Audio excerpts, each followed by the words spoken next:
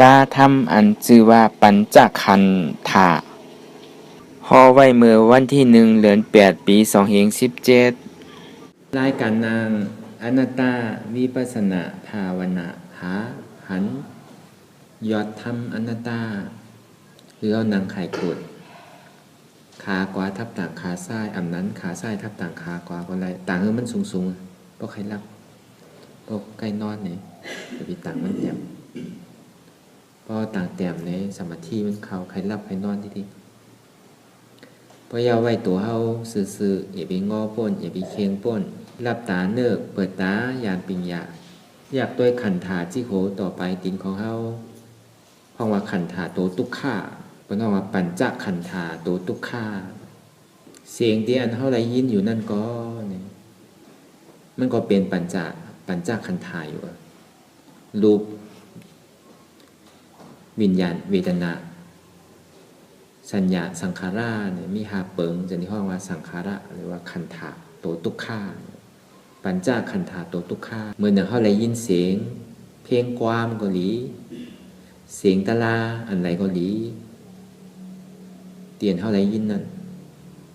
เตียนเท่าไรถ่อมยินนั่นพอไรยินเสียงแย่อันนั้นห้องว่ารูปเกิดว่ารูปขันธะก็ในวิญญาณขันธะมันเกิดขึ้นไรซื้อมันเกิดขึ้นไรหู้จักว่าเป็นก้นก้อนในอันห้องเพลงห้องความเนี่ยเป็นก้นก้อนในก้อนใน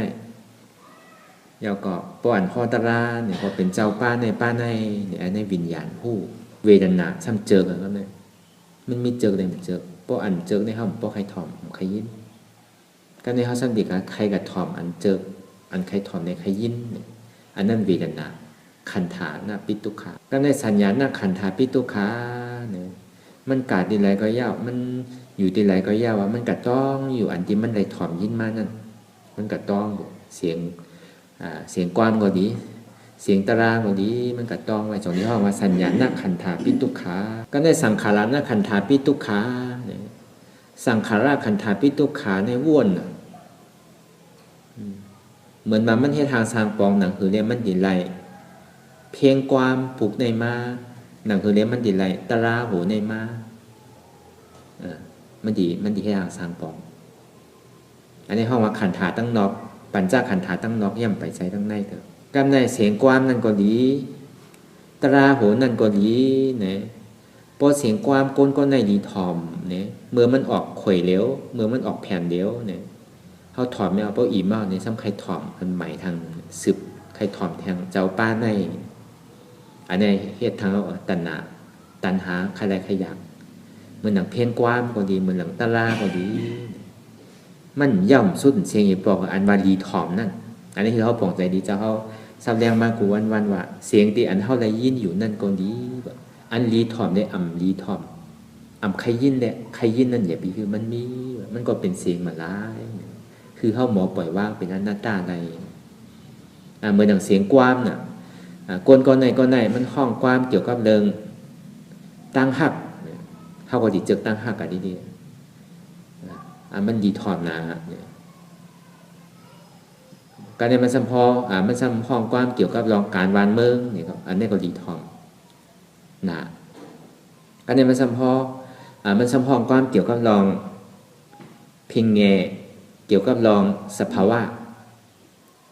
ก้นเมืองหนึ่งเนี่ยมันมีอยู่มันมีอยู่นำนะเพียงความนั่นก็ก้นเท่ากูก็มันดิ่มเจอเหมือนกันมันก็ดีเจอเกี่ยวกับรองการเมืองมันก็ดีเจอเพียงความมันตั้งหักมันก็ดีเจอเพ่งความดีเกี่ยวกับเลยสภาวะอันนี้เขาบอกว่าเกี่ยวกับเรื่องเขาอุบเรื่องความเนาะการในพอเสียงตะลาก็เหมือนกันในตะลาเนี่ยมันดีมีอันข้อตะลายาวมันกับก่ายรวยมันกับก่ายรวยสังเนี่ยกับก่ายรวยเอาตาหน้าเป็นแห้งใหญ่เจ้าป้าในดีมันห่ออยู่1เจ้าป้าในห่ออยู่มันเกี่ยวกับก่ายรวยศีลาเป็นใหญ่3เจ้าป้าในมันเกี่ยวโดยข้อสมถะเป็นใหญ่4ก็ในเจ้าป้าในมันเกี่ยวกับรองข้อวิปัสสนาเป็นเรื่องใหญ่อันนี้เขาถ่อมไรอยู่จะว่ามันถ่อมได้แต่เขาหลุดทัดสางว่าเสียงที่อันเขาเลยยินอยู่นั่นมันเป็นเสียง เหมือนหนังเสียงตะลานั่นน่ะก็ในเขาประกาศถ่อมเสียงเรื่องตาหน้าเนี่ยเขาก็ดีเจิกหลูเจิกต้านเนี่ยอันนี้เขา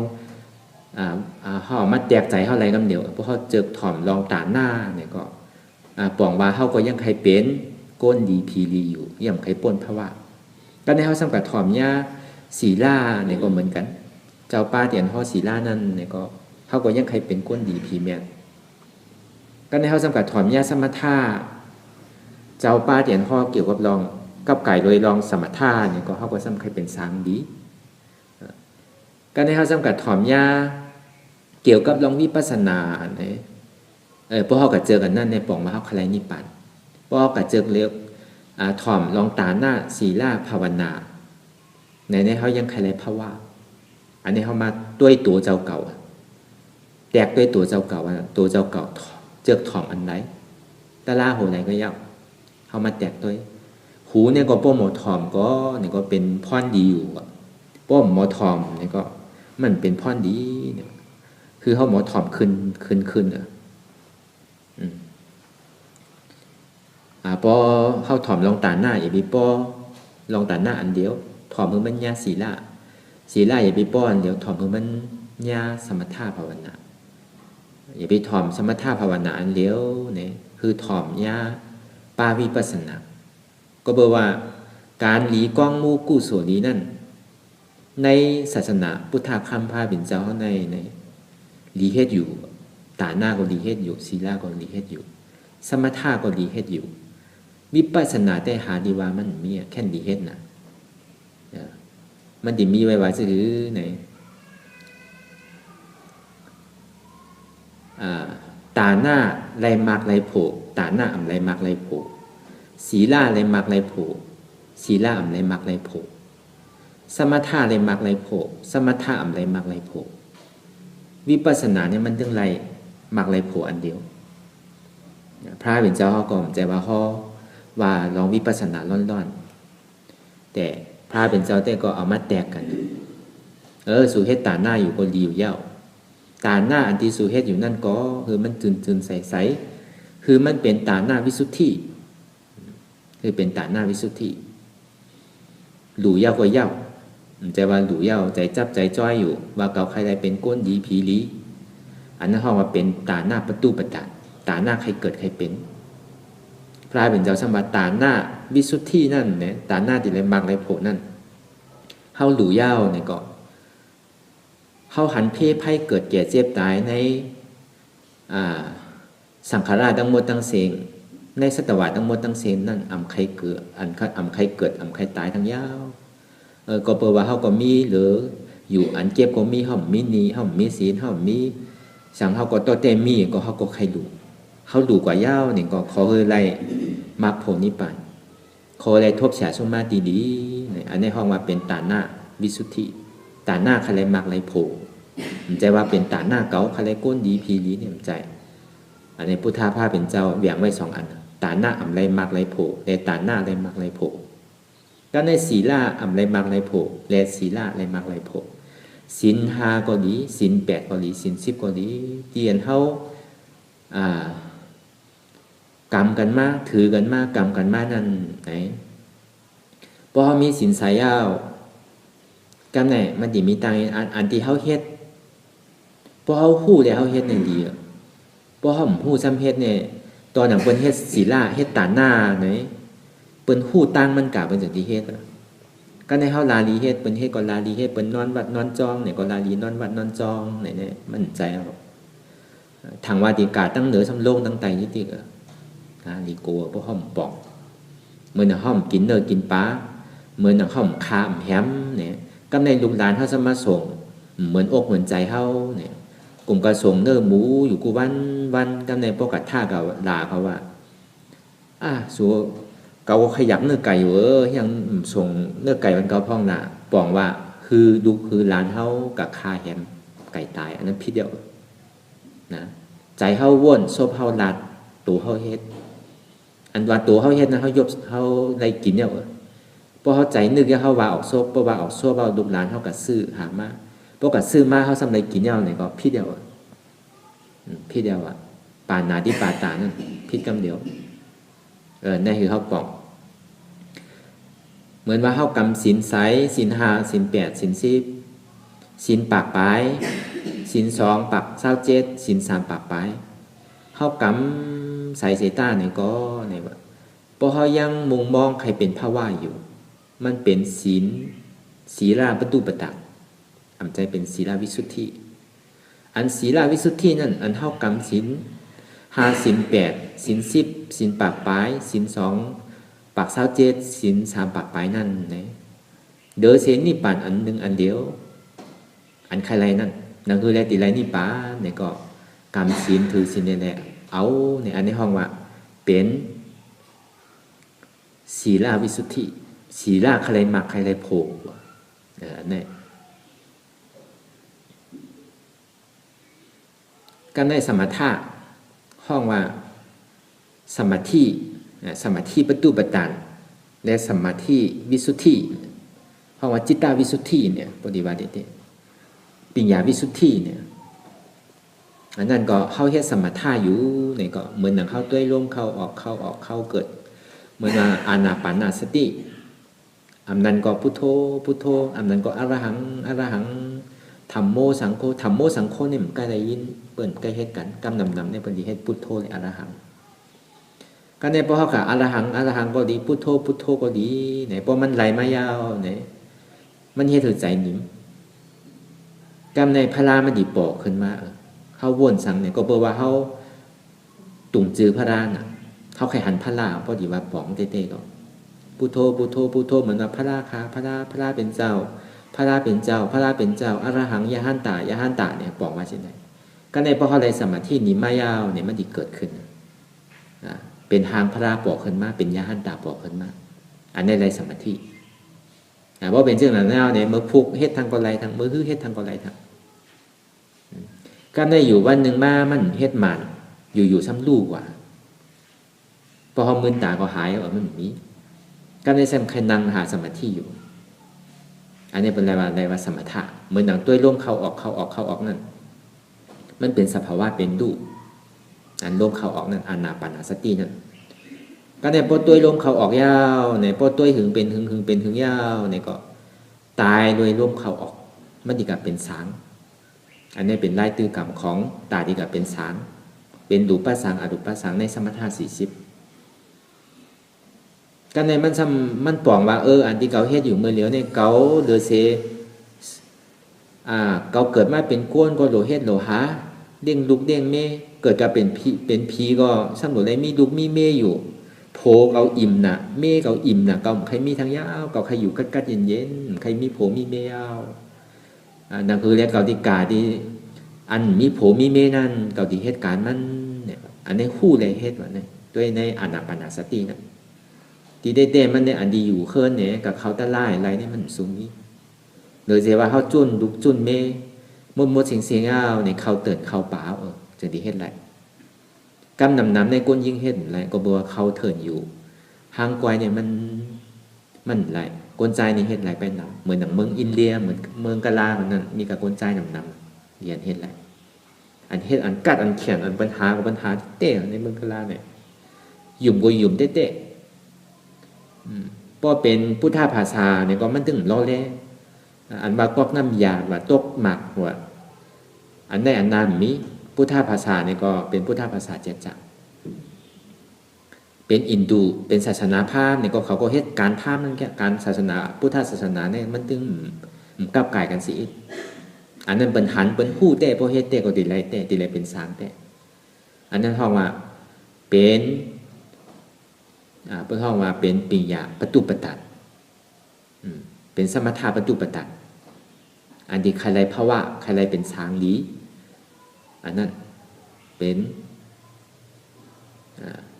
ปิญญาปตุปตันเป็นจิตตปตุปตันมันแจกกันในพระเป็นเจ้าซ้ำบอกว่าซื่อวันนางฮือเลี้ยมันดีสมถะสำหรับเขาเป็นวิปัสสนานั่นนางฮือเลี้ยมันดีเป็นจิตตวิสุทธิปิญญาวิสุทธิตาที่เขาโดยเลยตื้อกรรมจะหือว่าเหมือนหนังอันเท่ามาด้วยลมถอยใจเขาออกหรือว่าอันที่เขาเคยเฮ็ดกันมานั่นสภาวะเป็นรูปอานาปานสตินั่น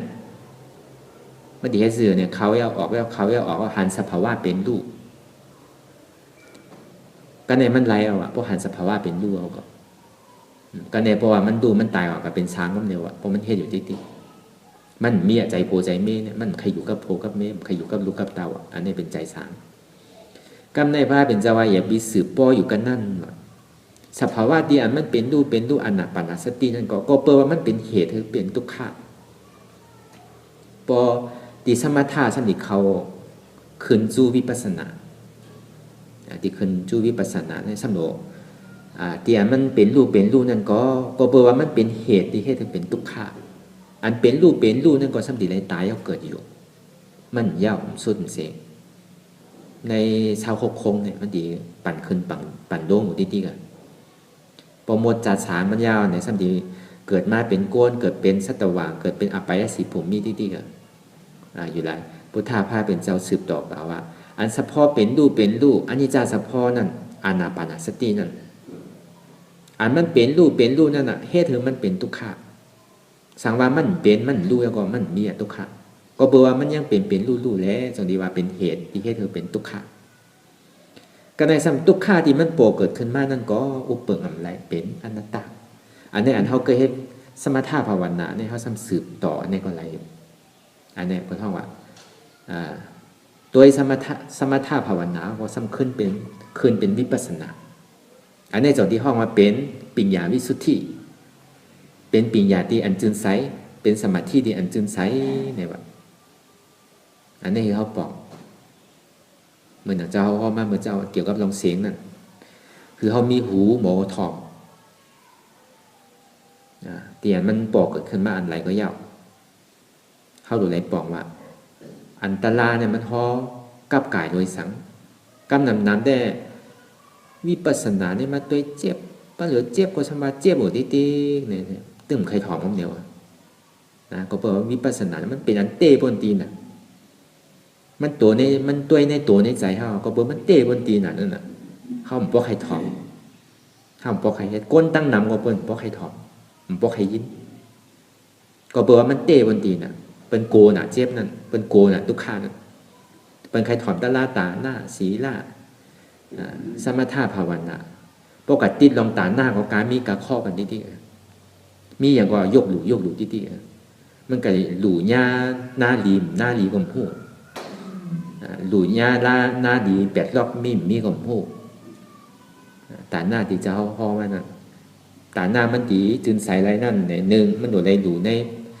ศาสนาพุทธะข้ามผ้าเป็นเจ้าสองซ้ำไรหนูได้หลู่หน้าดีหน้าลีแปดรอบอันหน้าดีแปดรอบในห้องว่าซอดาปฏิมาซอดาปฏิโภสัตตการนิมักสัตตการนิโภอนาการนิมักอนาการนิโภอรหัตตมักอรหัตถาโภอันนี้เป็นห้องว่าหน้าลีแปดรอบก็ในโปรหลู่ว่ายาวเนี่ยถ้ามีผล9 ปีกลางปีปลายปีเมื่อเขาดีหลวนตั้งไหนก็เขาก็โจมไม่หลุดก็ในพอเขาโจมดูยาวในเมื่อเขายกมือยืนปันนั่นเนี่ยก็เขาก็โจมยกปัน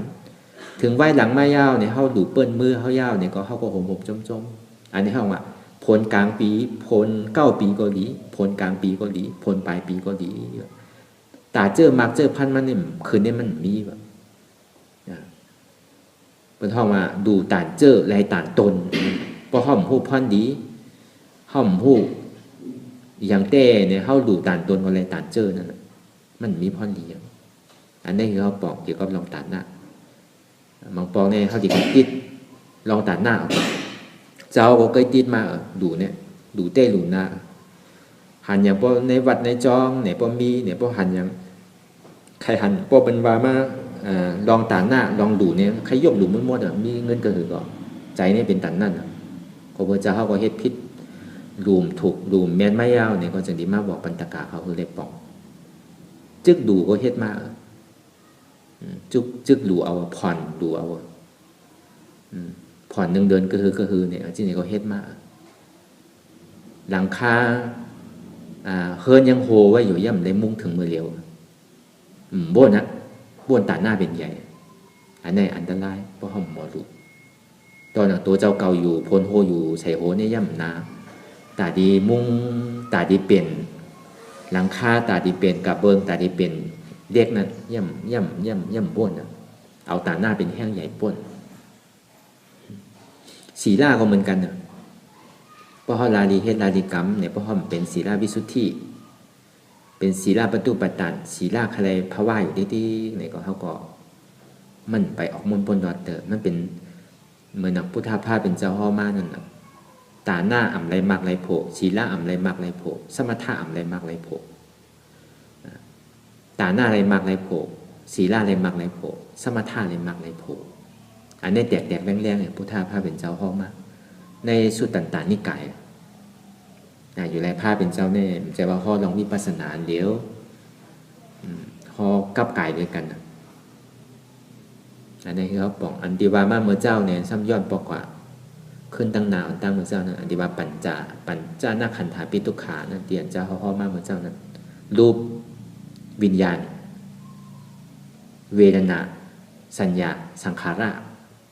อันนี้มันเป็นเสียงแค่ในวาลองเสียงก็ในป้อวาลองหางดูเนี่ยป้อวาลองหางในไหนเหมือนหนังเข้ากับหันอันใดอันหนึ่งที่มันจับใจเหมือนหนังเมื่อเขาเป็นก้นหนุ่มก้นกรรมเนี่ยเขากับหันก้นก้อนหนึ่งหางดีน่ะป้อหันจับตายเอาเนี่ยหางดีน่ะป้อหันหางเอาเนี่ยป้อหันหางเอาใจคู่เอาว่ามันเหมือนหนังก้นใจเนี่ยก็ใจคู่ว่ามันเป็นก้นยิ่งหางดีเมื่อหนังมียิ่งเนี่ยมันหันว่าก้นก็ในใจเอาเนี่ยก็เนี่ยพอพูดจักว่าเป็นก้นยิ่งก้นใจเอาเนี่ยอันหันเนี่ยเป็นรูปอันพูดจักเนี่ยเป็นนามห้องว่าวิญญาณอันหันเนี่ยเป็นรูปขันธาปิตุขะ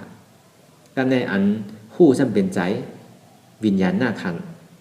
ก็ในซ้ำอันหาบสุขะอันว่าเจิกหนาใครหันหนาอันนั้นห้องว่าเวทนาเวทนาหน้าขันธาปิทุกขาเป็นห้องว่าสุขาเวทนากำนำในเขาดีหาลองสุขาดีๆอันทุกขาในเขาพอเจออันทางดีในเขาใครไรพอดีว่าซื้อก็บาลองสั่งบาลองก้นบาลองใจลองสวยบาลองโคนนุ่งโคไว้คนนุ่งโคไว้เขาก็เพราะมันปอกใหม่ที่ตรงปีหนึ่งเรือนหนึ่งปอกที่กับคนนุ่งโคไว้เขาก็ในพวกตอนหนังกาวัดกับจ้องโคนเนี่ยมีหมอกไว้ทางดีไว้เนี่ยพวกใครซื้อทางเราเมื่อหนังเป็นหนุ่มเป็นสาวก็เหมือนกันนะเพราะหันอันนี้ทางดีแคบไหนก็ในป้อนใหม่ปอกเกิดขึ้นมาซ้ำใครไรทางนั้นอันนี้ห้องว่าเวทนาหน้าขันธาปิตุขาก็ในสัญญาหน้าขันธาปิตุขาสัญญาหน้าขันธาปิตุขานั่นกระต้องหมดดีๆกระโจมันไรมันเดียวกระต้องอันนั้นดีๆกับไม้กระต้องหมดดีๆในสัญญานั้นก็ในบทสัญญาเกิดขึ้นเนี่ยมันจะเกิดสังขารานะขันธาวิตุขาสังขาราเนี่ยก็แค่ทางสร้างปองหนังหือมันดีไรมากเนี่ยเพราะเป็นอันใหญ่เนี่ยก็อาติจู้เงินกันเรือนไร1,000,000 100,000อาติจู้กัน1 วันที่ใส่ออมอาติจู้ไว้กันนั่นคือเกาตีไรเชอร์มากนั่นคือเกาตีไรโคมากนั่นคือเกาตีไรก้นมากนั่นคือเกาตีไรก้ามใหม่นั่นคือเกาตีไรพงใหม่นั่นคือเกาตีไรแคบใหม่ก้นใจเนี่ยผมบอกก็คือก้นยิ่งเงินนำหนักนะตั้งแต่โหถึงตีนอันแรกก็แคบในหมังปอนี่มีเป็นชิปเป็นเศร้าแคบใส่นะแคบตีนอันเนี้ยเอาหันทางแค่ทางสางปองมาก็ในปอดไหลยาวเนี่ยยาวปอหันนั่นใหม่ใครนั่นที่นี่อันเนี้ยมันเป็นตัวค่าอันที่เจ้าว่าทางที่อันหันอยู่นั่นก็มันก็เป็นทางให้มากับอันตุกอันใครหันได้ใครหันได้อย่าปีคือมันมีเพราะใครหันได้หรือโกนเพราะเขากับติดสุขาเนี่ยอันนี้มันเป็นปัญจขันธะนะปัญจขันธะในปีแงบเลยอันนี้ย่อมจะเป็นปรมัตถ์ยังเป็นตั้งนอกให้ก็ในมาหุ่นหลังตอนหนังบอกอันนี้เมียนนะใครปลูกไว้อันนี้หอมปลูกอันนี้ดิ๊กเนี่ย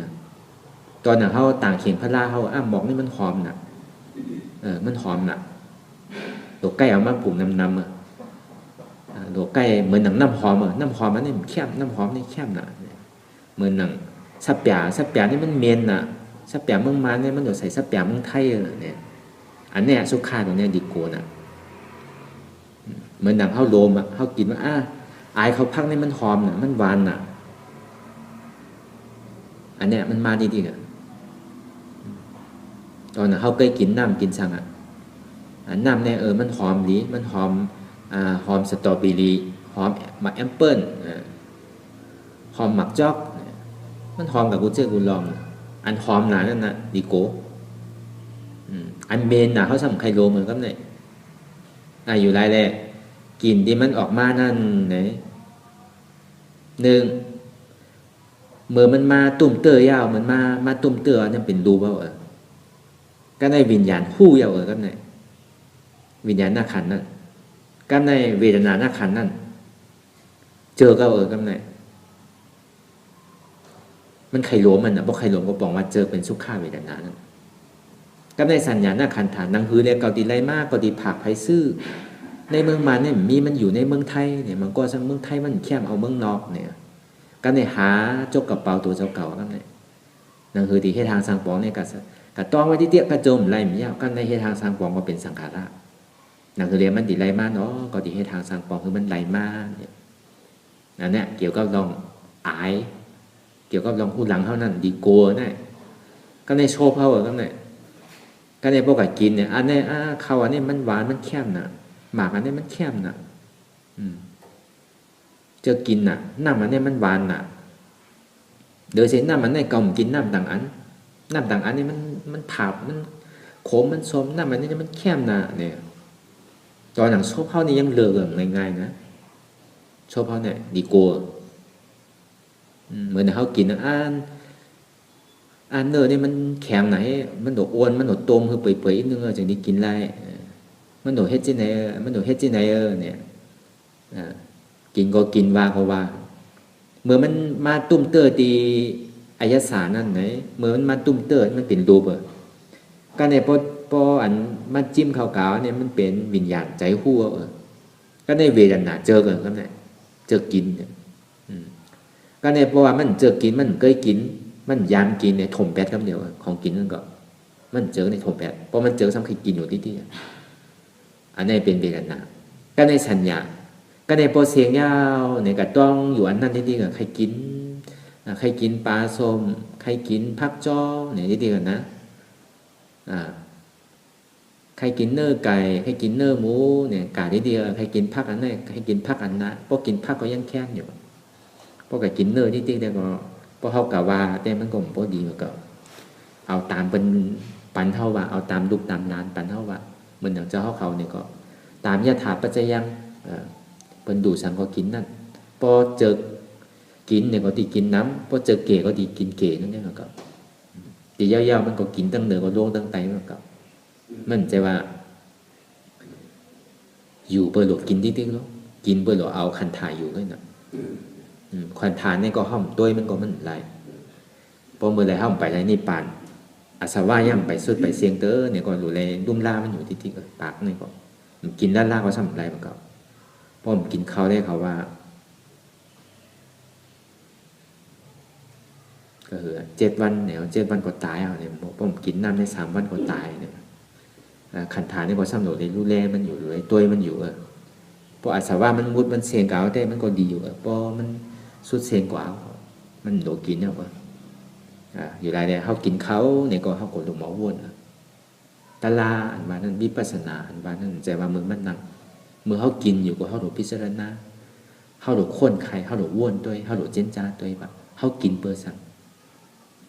เขากินเปอร์ดูคือขันถ่ายอยู่มันใจว่าอยู่ดูกินติ๊กๆเหมือนใจอันนี้พอเขาหมอวนที่ไหนยาวเนี่ยก็อันใครเจอกินน่ะอันไหนใครเจอกินอย่าไปเฮมันมีแบบอย่าไปปลายแบบเปิ้นกินเปิ้นเด้งสังกงก็การอะไรกินนั่นอันนี้พอเขาหมอเทียบตัดก็ในพวกเกิดเวทนาเนี่ยมันจะเกิดสัญญาต้องอยู่เพราะสัญญาก็ให้ทางสร้างปอที่ๆเปิ้นเอาสังมาตามกลมใครกินนั้นที่มันเจิงที่เตรียมมันหมักมันที่กาวตรงไหนปัญจขันธาเป็นตุข้าวนั่นอันนี้เกี่ยวกับลองกินก็ในเกี่ยวกับลองโตก็ในเกี่ยวกับลองโตเขา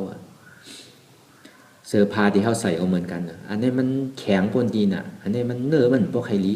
เนื้อเมืองมันเนี่ยมันพวกแข็งมันโดดสั่งเนื้อเมืองไทยก็เนี่ยเอาไม้ใจลุกไม้ใจลานเนี่ยเพราะมันได้ก็มันเย้าครับเนี่ยเพราะเย้าสั่งเพราะว่าดูมันเพราะตาหันเย้าตาหันได้ก็ใส่ตาหันเปิ้นใส่เอาใครหัน หันหู้ยาวเพราะหันหู้เขาขันไรเพราะขันไรเป็นเวทนาเกิดแล้วเมื่อหันให้เป็นรูปเมื่อหู้นั่นเป็นวิญญาณนักขันธาก็แน่เมื่อเจิกนั่นยาวเนี่ยเกาเจิกเนี่ยเกาเจิกนี่เป็นเวทนานักขันธาก็ในอันกระต้องอยู่เมื่อเดียวก็กระต้องอยู่วันนี้ที่กระโจมไล่ก็จุกินก็บางปอกันนอเนี่ยก็ยังกับบ้วนลองเชิงนิดเดียวนะลองเชิงลองโค่นลงเหมือนนิดเดียวชินเพแคมชินเมืองไทยมีเหอมีหมอกมีวันเนี่ยจะได้ว่าตรงชินนั่นหมอกก็แคมนุ่งก็นุ่งดีเนี่ยหันก็ในใส่ก็ใครนุ่งเหมือนเปิลเนี่ยมันปลอมใหม่เนี่ยนะการในสังขารราให้ทางสร้างปองหนังคือดีไรมาเนี่ยมีลูกมีหลานตั้งเมษายก็ดีตั้งเชียงใหม่ก็ดีตั้งกรุงเทพก็ดีตั้งเมืองไทยก็ดีเนี่ยสืบว่าสืบทั้งทั่วทางกระโจมไหลยาวนะการในปอดไหลมายาวเนี่ยตัวแต่แค้นกว่าอีกหนึ่งตัวแต่แค้นกับตัวแต่เบากว่าอีกหนึ่งการในทางเดิน2 เดือนถ้าอันปอใหม่มาทางซ้ำเอาทางก็ไหนมันตุกขานั่นตรงที่ห้องปัญจนักขันธาวิตุขานั่นอันนี้ห้องมันทุกข้าทั้งนอกนี่ยังไปเป็นใต้ตั้งในเด้อนะใจเขาก็เหมือนกันอันนั้นเป็นตั้งนอกตีเต้มันส่งปัจจัยที่ตีกันในอายตนะทั้งหมดในปัญจขันธาทั้งหมดนั่นมันส่งปัจจัยที่ตีกันส่งปัจจัยให้ทางสร้างปองที่ตีกัน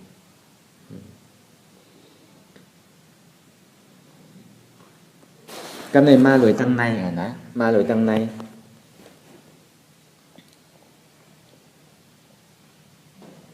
รูปะนาขันธาปิตุขา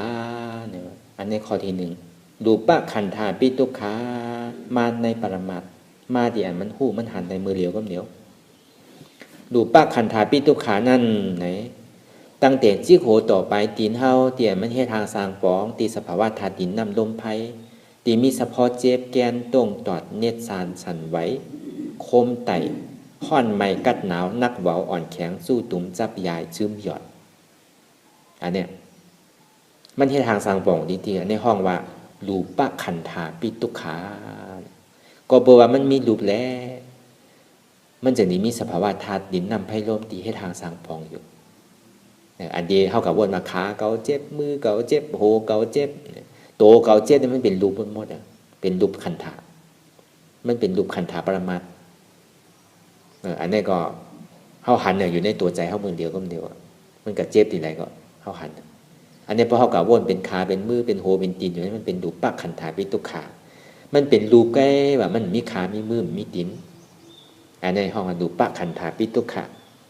ก็ในวิญญาณนักขันธาปิตุขาว่าอันที่มันมือมันเจ็บมานั่นมันจะว่าอะไรเจ็บขาเจ็บมือเจ็บโหมันที่ส่งปัจจัยที่ส่งมันนอวิญญาณเพราะว่าวิญญาณนักขันธาปิตุขา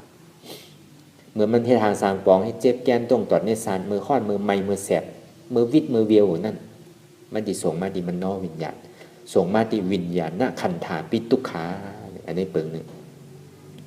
ก็ในเวทนานักขันธาปิตุขาในเวทนานั่นก็เนี่ยอันหันหลีอันสร้างร่างหลีนั่นทุกข้าเวทนาเนาะในสุขาเวทนาเนี่ย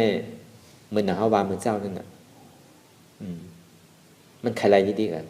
พอมันนั่งหึงๆยาพอมันเจ็บอดไหนพอพื้นปานไหนสักษากันอีกหนึ่งเป็นสุขานั่งไหลอีกหนึ่งก็ในพอหึงๆมาซ้ำเจ็บทางซ้ำพื้นทางมันไปได้ดีกันนั่นอันนั้นฮาวาสุขาเวทนาก็ในพอมันไปเนี่ยเป็นทุกข้าเวทนาในห้องว่าเวทนานักขันธาปิตุขาอันนี้เขาบอกในตัวยังไงอันนี้เป็นเวทนานักขันธาปิตุขาเขาเลยโอเยียนกันตัวก็ในสัญญานักขันธาปิตุขาเนี่ยสัญญานี่มันต้องนะพอถึงขิงถึงข้าวถึงยามันมาเนี่ยมันตรงมินิดนึงก็ไม่ไรป้วนกว่าอีกนึงก็ไม่ไรเหมือนเขามันนางตะลาเนี่ย2 นาทีป้วนแล้วนู่นได้เนี่ยใจมันยังพูดถึงขนาดนั้นพูดถึงตันนั่นง่ายๆก็ได้พอถึงขิงข้าวยามันมาชั่วโมงนึงก็ดี30 นาทีก็ดีชั่วโมงกึ่งมากก็ดีเนี่ยมันกัดต้องกว่าดีๆกันนะกัดต้องอันนั้นดีกันพอต้องเนี่ยมันกัดเจ็บเหมือนหนังว่ามันกัดเจ็บที่ขาเนี่ยก็เป็นที่ขานั่นที่เตี้ยพอกัดเจ็บที่หัวเข่าเนี่ยก็หัวเข่าที่เตี้ยก็ในอัตตามันสติสั่งนะว่าเพื่อนเนี่ยนึงเนี่ยตรงเนี่ยก็เบอร์ว่าเขายามเขายามพื้นยามตรงนี้ดีกันสัญญานี่มันกระต้องกว่านี้ดีกันนะ อันนี้เขาว่าสัญญาณขันธาปิตุกขะกำในสังขารนะขันธาปิตุกขะอันนี้หายสังขารนะขันธาปิตุกขะในปรมัตถ์นั้นมันแหลกหลายค่ายจริงๆกำซ้ำย้อนปอกกะขึ้นตั้งหลังที่อันเป็นรูปป้าขันธาปิตุกขะที่เป็นสภาวะเจ็บแก้นต้องตอดเนสานที่เป็นรูปขันธานั้นใจหูว่ามันเจ็บแก้นต้องตอดเนสานนั้นใจห้าว่ามันเป็นทุกขานั้นกำในใจต้องว่ามันต้องดีเก่าดีเหลียวนั่นก็เบอร์ว่า3-4อันนี้มันแดกลายค่ายอยู่คืออำดือในจองที่ห้องว่าเป็นสังขารนะขันธาปิตุกขะแหลกลายค่ายอยู่ที่ดีกันเนี่ยสังขารเนี่ยอันนี้ห้องว่าแหลกลายค่ายอยู่กูขิงข้าวยำกึดลืออันนึงเย้าอันนึงเมี้ยวนึงเย้าเมี้ยวนึงมีร่อนมีแกนร่อนแกนมีแขนซี่ไรเพราะใส่ตั้งเหนือลงตั้งไตเนี่ยพี่ห้องว่ามันมีร่อนมีแกนนั่นเพราะใส่ตั้งเหนือลงตั้งไตมันวาอะไรหมดในสภาวะสังขารนะอันนี้เปลืองหนึ่งในสังขารในมือมันแหลกลายค่ายอยู่มือมันลู่อยู่มือมันตังอยู่ก็ในมือมันเกิดขึ้นมาเป็นสังขารก็ในพอตังอยู่มันเป็นทุกข์ก็ในพอปล่อยวางอะไรเพราะมันรับกว่าพอเข้ามาเกิดขึ้นมาตังอยู่ยากกว่าลู่กว่าเพราะลู่กว่าเป็นสุขะมันดีหันสองอันแค่หันว่าเมื่อมันให้ทางสังปองสังขารนั้นแดกลายค่ายอยู่เนี่ยมันดีมีอารมณ์ทุกข์ในสุขะมี2เปิดอันนี้ห้องมาปัญจานาขันธาปิตุกขาขันธาหาเปิงในทุกข้าเลยเป็นที่สุดว่าอันทุกข้าเดียวขันธาหาเปิงตัวนี้มีอย่างทั้งใน26ปุ่งเนี่ยมันมีอย่างทั้งอยู่หลายพระเป็นเจาวาสังขารหาเปิงเนี่ยมันทุกข้านะอันเปี่ยวอันมนอันเซ่อหรือเปิ้นในกัมผาเนี่ยหรือเสเป็นอริยะหรือเสตัดอัตตาดิที่เลวิจิกิสาเนี่ยมันมีอย่างทั้งว่า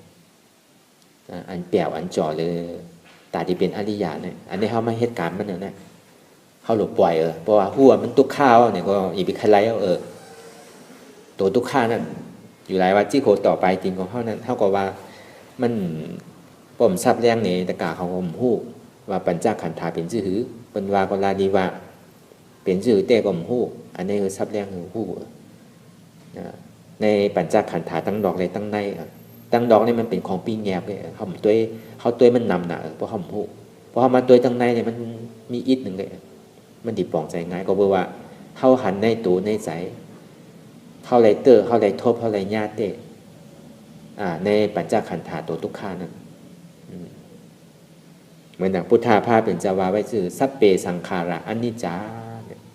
สังขาระทั้งหมดทั้งเสียงใน26ปุ่งนั้นมันคืมเป็นลู่สัพเปสังขาระทุกขาเนี่ยก็แปลว่ามันคืมแล้วจองดีว่าเป็นทุกขาเนี่ยก็เลยสัพเปธรรมะอนัตตาหรือเสธรรมอนัตตาอันหนึ่งอันเดียวตาที่ออกมนป้นหลอดตีอันมันคืมตีเป็นสุขาตีตายแล้วเกิดอย่าไปลงอย่าไปลืมว่าลูกฮักเขาเนี่ยอันนี้พระเป็นเจ้าบอกไว้แตกๆแรงๆเดี๋ยวก็ลองสังขาราคือเขากูโกนเนี่ยวนยาวๆข้าวยามหึงอย่าไปว่าไพ่อย่าไปว่าเทิงอันเท่าหันอันเท่าวนให้มันเพ่งกันถ่อมก็ถ่อมน้ำเอาในหลวเอาอิดแกอันเฮ็ดเนี่ยหรือเฮ็ดน้ำเฮ็ดน้ำคือดีเขานั่นการเรียนเขาจ้างน้ำคือดีเขานั่นอันถ่อมเนี่ยมันหนูถ่อมน้ำตีเย้าตีวาใครวาสังหนูถ่อมตัวนั่นแกตีเย้ามันก็เย้าสัพเปธรรมะอนัตตาสัตวะตั้งหมดตั้งเสียงนั่นอันตาที่ออกมันป้นดอดใน26คงนั่นเดือเสอนัตตาตัวเดียวอันเป้เขาได้นั่นเดี๋ยวเช่นนั้นเขาเป็นอัตตามั่วๆอย่าง26คงนั่นอันนี้พระเป็นเจ้าวาไว้ตัดนั้นเนาะคือเขาหันสังหันเจ็บเนี่ยมันเป็นการมันยากกว่าคู่เจ็บเนี่ยมันเป็นทุกข์อันคู่จักเจ็บเป็นทุกข์นั้นห้องว่าใจคู่อันหันทุกข์นั้นห้องว่าใจหันอันหับทุกข์นั้นห้องว่าใจหับเวทนาใจหับทุกข์อันว่างอะไรนั่นเป็นอนัตตา รูปวิญญาณเวทนาเป็นอนัตตาอย่าไปคือมันเป็นอัตตารูปวิญญาณเวทนาเป็นอัตตาอย่าไปคือมันเป็นมันเป็นอนัตตาพอยอมากกว่าหันหู้หันทุกข้าหู้ว่าทุกข้าเป็นอนัตตาหันเจ็บหู้ว่าเจ็บเป็นอนัตตาอันเฮาวนอนัตตาก็เฮาหลหันเจ็บอันเฮาวนอนัตตานั่นก็เฮาหลหันทุกข้าก็ในพอมันมาหุบสู่เป็นอันหนึ่งอันเดียวยาวอัตตาปอกเกิดขึ้นมาเป็นอันหนึ่งอันเดียวยาวในเฮาเอาอนัตตาตัดมันง่ายก็ในเฮาหันเป็นหลายอันไว้ใจก็พ่งผิวเจ็บก็เจ็บอยู่กำกับเจ็บโหกำกับเจ็บตีนกำกับเจ็บกากูตีกูตั้งเนี่ยเนี่ยพอห่อมเหตุการณ์มันพอห่อมหาห่อมหันพอห่อมหันห่อมหู้พอห่อมหู้ก็ตาเฮาตีย่อมหับนี่มันก็สันติเป็นอัตตาทีที่จ่องวิธีการปฏิวัติในเป็นที่ไหนคือเขาหาคือเขาหันอัตตาตัวเดียวนั่นน่ะปกติว่ากำซื้อมันก็ตัวได้หาอัตตาอันที่ว่ามาเหมือนเจ้าเนี่ยมันเป็นการมันน่ะมันเป็นการตาที่เฮ็ดนั่นคือเนี่ยมันตีถึงตาถึงตั้งตีถึงตีถึงตั้งคือเสือตั้งปันเนี่ยปกติว่าสื่อปากตั้งปันยาวก็คือมันกัดถึงตีโดยเอาอนัตตาตื้อกรรมกันที่เตทุกข้าบอกเกิดขึ้นมาก็ทุกข้านี่มีเตอุปเปิงอำไรเตพองงามอำไรเตอนัตตาก็เปิดว่าทุกข้ามันมีเตมันอุปเปิงไรก็เปิดว่าทุกข้านั่นก็มันกึ้มมันตีลู่ดีแล้วอยู่เหมือนอย่างหลอกไพ่ขึ้นต้องผ้าเนี่ยก็มันก็ตกอยู่เหมือนอย่างจอดตู้ขึ้นกันเนื้อล้าวเนี่ยก็วันหนึ่งเจ้าก็สมตกอยู่เหมือนอย่างวันเนี่ยก็มันมีขึ้นก็มีตกอยู่เนี่ยเขาหนูไว้ใจเหมือนหมากหินเนี่ยก็มันก็ยังหมอคอมอยู่เหมือนหนังต้นไม้อยู่ก็ป้นปากปีก็มันดีลู่แล้วอยู่เหมือนหนังเฮิร์นเฮาอยู่ปากปีเนี่ยก็มันดีลู่ที่ปังอยู่ตอนหนังโกนเฮาเนี่ยก็อยู่ก็ป้นปากปีเฮาก็มันทบยากกันเนี่ยกากันหมดแล้วเฮามาวนด้วยอย่างนี้แล้วปีเฮาน้องเฮาปอเฮาแม่เฮาอันตายหนุ่มก็มีตายเท่าก็มีมันว่าอะไรตั้งตายพี่มันหน้าคนตายเนี่ยมันมาจอมเฮากูขิงกูเข้าดีโกคือเฮาดีโกสังขารเนี่ยอีโกน่ะมันกึ้มอันนี้เขามาหาเดียนมันกึ้มหนกคาตายไปแต่รัตตามันหมดอ่ะหนกคาบันเก่านั่นมาเตียนเขาวนอยู่นั่นอย่าไปหาตั้งพิษมันนะหาตั้งพิษตัวเจ้าเก่าติ๊กพอหาตั้งพิษเปิดเนี่ยมันเขายิบฐานไพ่ใหม่นะฐานไพ่ข้อนฐานไพ่ใหม่อันเท่าตีวืดเท่าตีกาวืดปันโหบนนั่นซึ่งปันโหบนนั่นเนี่ยเขาก็เจ็บก่อนนะว่ามือไพ่มันใหม่ในมือเขาลูกอันนั้นนะพอหาตั้งพิษเปิดก็เนี่ยพอหาตั้งพิษเท่าเนี่ยมันเมี่ยวการเย็นเนี่ยอันนี้เป็นเหตุหักเงาจ้องทุกข้าลงเนี่ยมีดีโตมีดีใจเขากูโก้ในไว้ใจห้าฐานเสียสืบต่อการปฏิวัติธรรมก่อนหรือเขาวนยาวๆโดยอนัตตาหาอนัตตาคือหัน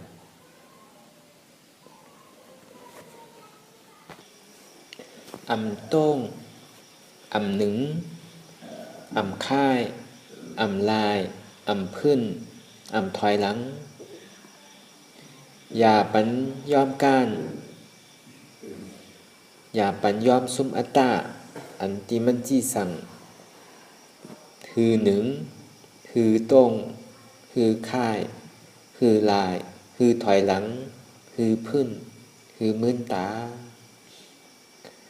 อย่าปันย่อมก้านไว้ใจห้าฐานเสสืบต่อการปฏิวัติธรรมสัมมาทิฏฐิหันสังหันสภาวะเจ็บแกนต้วงตอดเนตรสารสั่นไหวโคมไต่ห้อนไม่กัดหนาวนักเว้าอ่อนแข็งสู้ตุ้มจับยายจึมหยอดอันนี้เขาว่าสภาวะทัดสี่เปิงพออันไรปอเกิดขึ้นมาในก็คือเขาวนวางไรเจ็บแกนต้งตอดเนตรสารสั่นไหวโคมไต่ปองปอกเกิดขึ้นมาในคือเขาวนวางว่าเป็นธาตุลมวายย่อธาตุอุปเปิงอ่ำไรอนัตตาห้อนไม่กัดหนาวปอนปอเกิดขึ้นมาในคือเขาวนว่างว่าเป็นธาตุไฟเตโจธาตุ อุปเปิงอำไลอนัตตานักเว้าอ่อนแข็งป้อนป่อเกิดขึ้นมาคือเขาวนว่างว่าเป็นธาตุดินเป็นปฐวีธาตุอุปเปิงอำไลอนัตตาสู้ตุ้มจับยายจึมหยอดอำนั้นก็เป็นลูกมันไพ่น่ะมันหันเป็นปอกเป็นกำป้อนปอกเกิดขึ้นมาไหนคือเขาวนว่างว่าเป็นธาตุน้ำปอธาตุอุปเปิงอำไลอนัตตา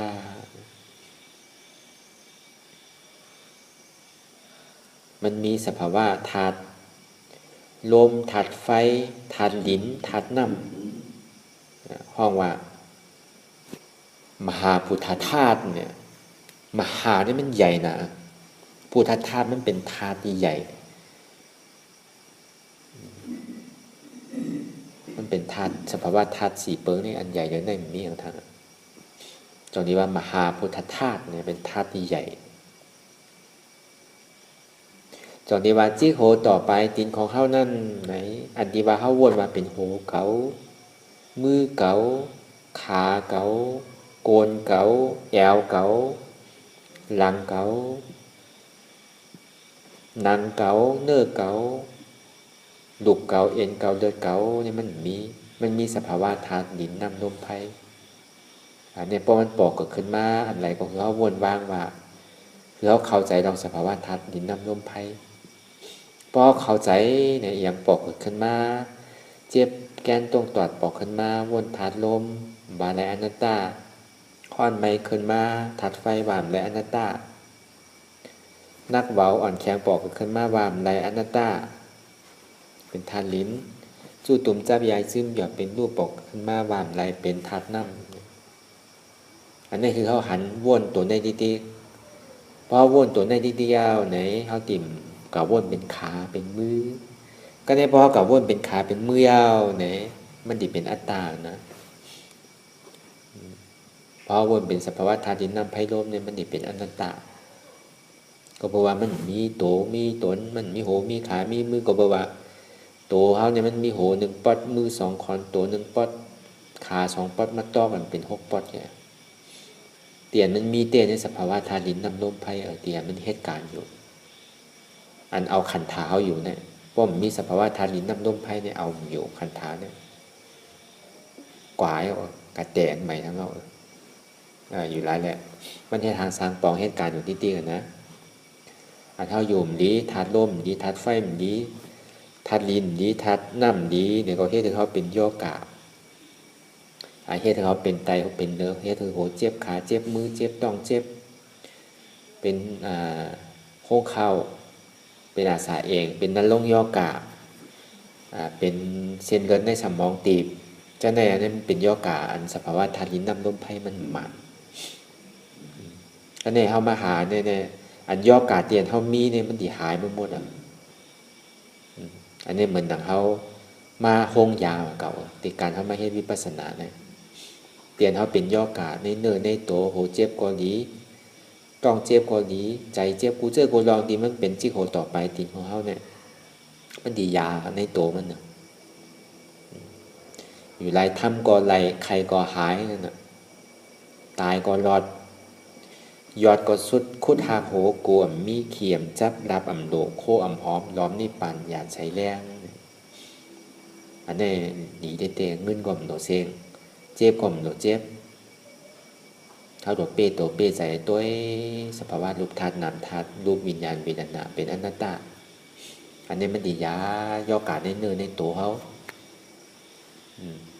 อันนี้เป็นพรดีตาเขาใจตาไผ่เวลาอย่าไปโกอดเอาเย็นเอามันดิทีบอกมันบ่เนาะเตียนเขามีลองดีอยู่ในเนื้อในตัวก็เบอร์สังเนี่ยมันเป็นเจ้าหนังไหนล่ะก็เพราะว่าการกินการว่าเขาเนี่ยมันกินกูเสื้อกูลองมันเป็นสภาวะของมันมันเขากินปลาเป็นเอาอาหารเลี้ยงนั่นคือมันดีใหญ่ไว้กินหมูกินเป็ดกินไก่จะเนี่ยก็เป็นเอาอาหารเลี้ยงนี่ทีเดียวก็เนี่ยพอเขากินเขากัดตกในตอเขายาวเนี่ยก็เป็นยอกามากกูเสื้อกูลองอันนี้เขาสามารถถีบออกเขามันนังตะละโอตุค่าเนี่ยอันดีอยู่ในยอกาอยู่ในเนื้อในตัวเขาเนี่ยออกอะไรอย่าไปโก้ มันใครหักปล่อยมันหักใครเป็นซื่อปล่อยมันเป็นเขาแตกนำคือลีขนาดน่ะอย่าไปโกเป๊ะโกย่ำอย่าไปโกเรื่องห้อนนั่นก็เป็นธาตุไฟกัดนั่นก็เป็นธาตุไฟอันนี้เป็นสภาวะธาตุสีเปิงเพราะเขาวูบป่องใจลองสภาวะธาตุสีเปิงเนี่ยตีเกศสุดมันในติเลยเป็นอริยะในภาวะจัดไหนตีเกศสุดตีนำสุดในติเลยเย้าการตะลาติเลยเป็นทางยาหันตาดีเต้อันดีว่าเนี่ยลายแลอย่าไปหลงอย่าไปลืมอย่าไปเข้ากับวนขาวนมือก็บอกว่าอัตตามันจี้สั่งนิดเดียวมันติดมากับเขานำนะอัตตาอวิชชานั่นมันสั่งเขาอยู่กูจัดกูภาวะอำสุดอำเสียดตั้งแต่เขาเกิดเป็นก้นมาเนี่ยมันสั่งเขานิดเดียวพอมันดังตะลาเนี่ยก็ยังสั่งนะหนึ่งแลเพื่อนแลค่ายแลลายแลยายแลมื่นตาแลปอแลเนี่ยนิดเดียวนะอัตตาเนี่ยสั่งนี่นิดเดียวลายตัดมันสัมปอมันคือหนึ่งอ่ำหนึ่งคือต้งอ่ำต้งคือค่ายอ่ำค่ายคือลายอ่ำลายคือเพื่อนอ่ำเพื่อนคือมื่นตาคือถอยหลังถอยเนี่ยอันนี้ลายแทบตัดมันเขายอมเมื่อมาหน่ายาวเนี่ยก่อมยอมเมื่อยาวกำได้เนี่ยอยู่ลายเลยว่าการวิปัสสนานั้นอย่าไปเอาใจเข้าว่าเข้าหลุดมีอธิษฐานเข้าหลุดเอาทำบาปจึงติเปมันเพราะใครตายใครเกิดเท่าใครเป็นก้นดีพีลียาวก็ตีไรเป็นอริยาตีลีนั่นเขาดูเหตุการณ์มันนิดเดียวย้อนอ่ำและคอมและดูเหตุการณ์มันพอเป็นอริยาก็ดีแล้วหนูตกทางหนูขึ้นนิดเดียว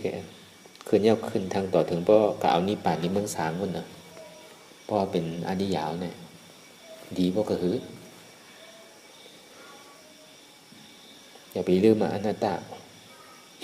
ถ้าในเวทนาก็โหลดด้วยใจก็ยังพ่งอยู่ปิวอยู่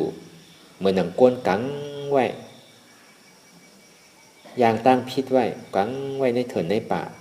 กังไว้ในเส้นตาสายตั้งเดียนห้อมยามกว่าผู้ว่าที่เอาอันไรหนึ่งอันไรมันแห้งอันไรมันเท้าแห้งเอาอันนั้นสองป้อมหันละอันไรก็ผู้ว่ามันแห้งมันโอนเนี่ยปอกขึ้นตัวลมถอยใจเอาสติเข้ามาอยู่ที่ลมถอยใจเอายานปิญญาสมาสังกัปปะเข้ากับว่นเต็บตัดตีเวทนาให้จึงไหนก็ไรก็ในสังมันไรละเนี่ย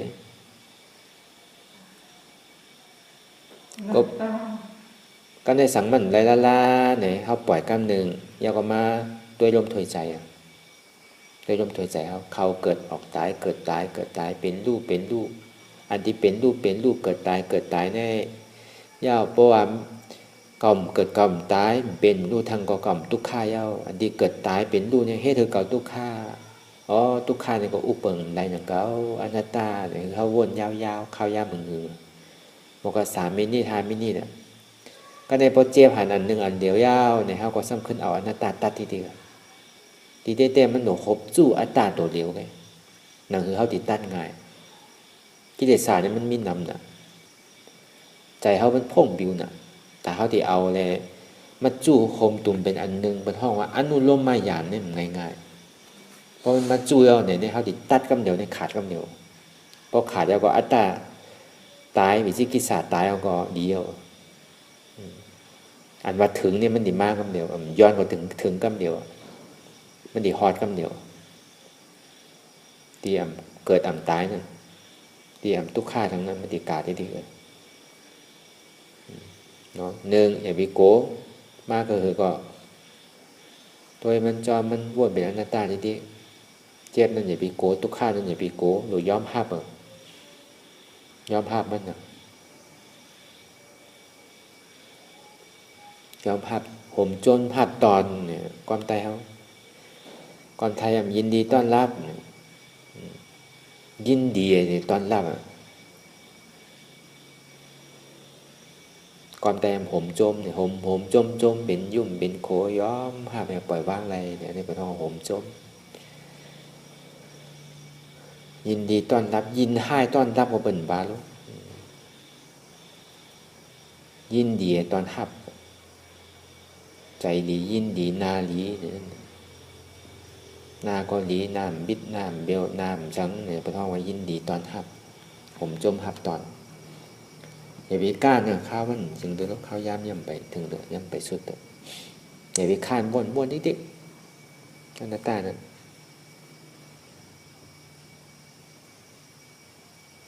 อย่าไปลืมคือคู่คือตื่นคู่สั่งคู่ว่าเขาเหตุการณ์สั่งอยู่ตื่นอย่าไปคิดตั้งหลังอย่าไปวนตั้งหน้าอยู่กับปัจจุบันพอยามเดี๋ยวในห้องมาตื่นเนี่ยย่าก็อย่าไปอายเพราะว่าอย่าเกิดขึ้นก่อน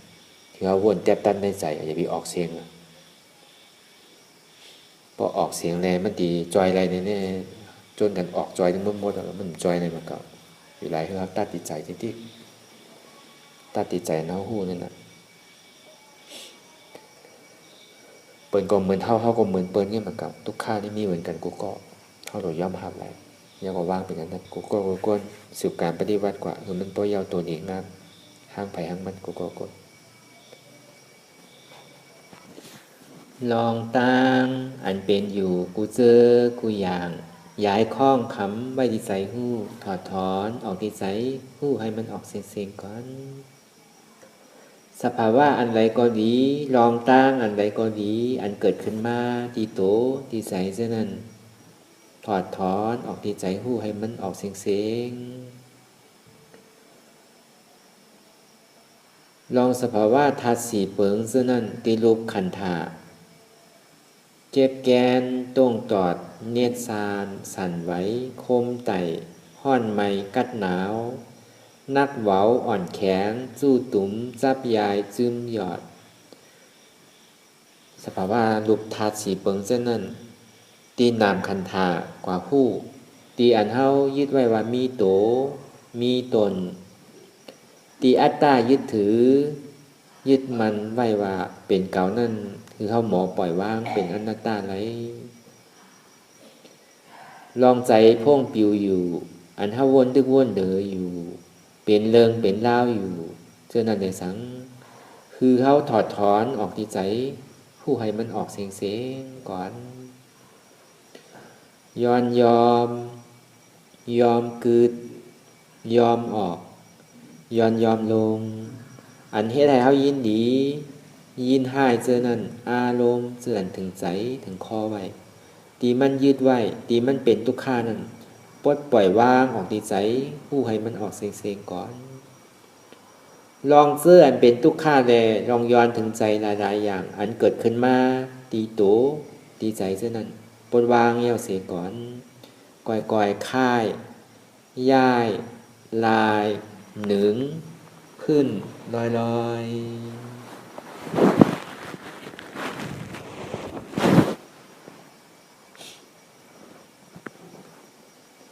ปล่อยยาวๆไหนก่อยเปิดตามึนตาลอยได้เป็นการปฏิวัติธรรมค้นหายอดธรรมอันเกิดขึ้นตีโตตีใสอำนั้นค้นหาธรรมอนัตตาสุดยอดสังว่าสภาวะก็ไหลอำไปสุดไปเซงไปเก่งเตอเนี่ยก็แค่ต่อสืบต่อการปฏิวัติกว่าคือมันพอสุดเซงเก่งหายกว่าในวันเหมือนในกันเดียว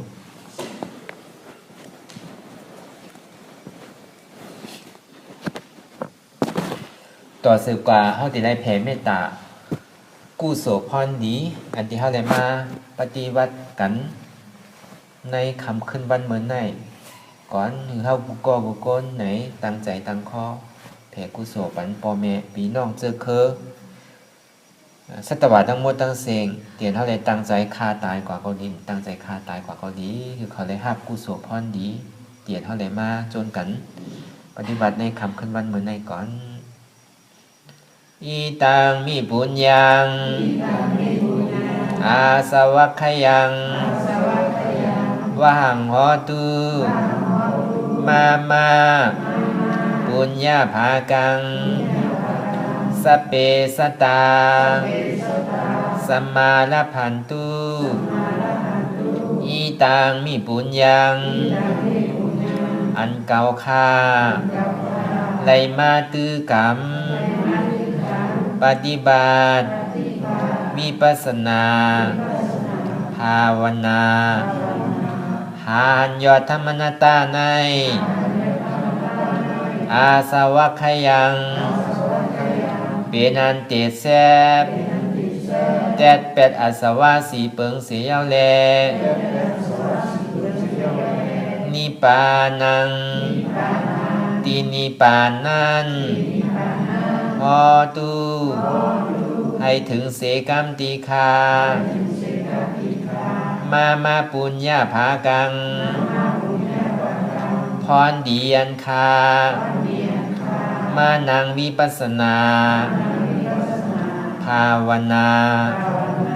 ทรงยืนปันสเปสตานังเตจาโปเมสลาญญาติกาเติ้นเคอเจอใครไตก็แลจากว่าสัตวาตั้งเสียงตั้งหลงนั้นสมมาละพันตุอะไรพรดีนำกันตั้งเก่าคาตั้งเสียงเสกัมติคาโนสาธุสาธุสาธุ